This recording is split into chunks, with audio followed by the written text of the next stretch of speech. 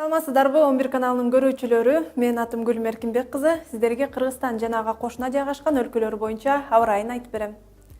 Суук жана жаан-чачындуу Атлантикалык циклон эртең Борбор Азияны курчап, Казакстан жана Кыргызстанга каралып келет. Ал эми калган өлкөлөрдө абанын температурасы жогору болгондуктан жаан жаашы күтүлүүдө. Циклондун таасири кошуна жайгашкан Кытайдын Ак Суу жана Үрүмчү шаарларына да жетип, жаан төгөт. Бирок Үрүмчү шаарында абанын температурасы төмөн болгондуктан жаан карга айланышы мүмкүн.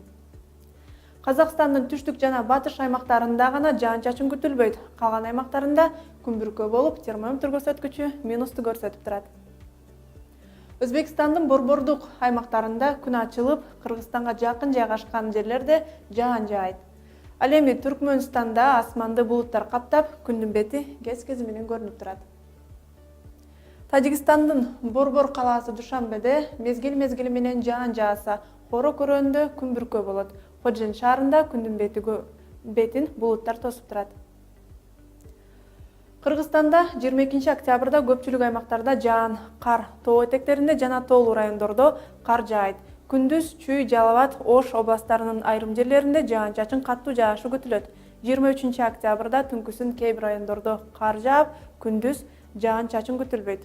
Тоолуу аймактардын автожолдору тоңколок тайгак болот. Батыштан соккон шамалдын ылдамдыгы секундасына 4-9 метрден 22 октябрда кээ бир райондордо 15-20 метрге чейин жетет. Аба ырайына байланыштуу кабарым ушул болду. Кайрадан 11 каналынан көрүшкөнчө.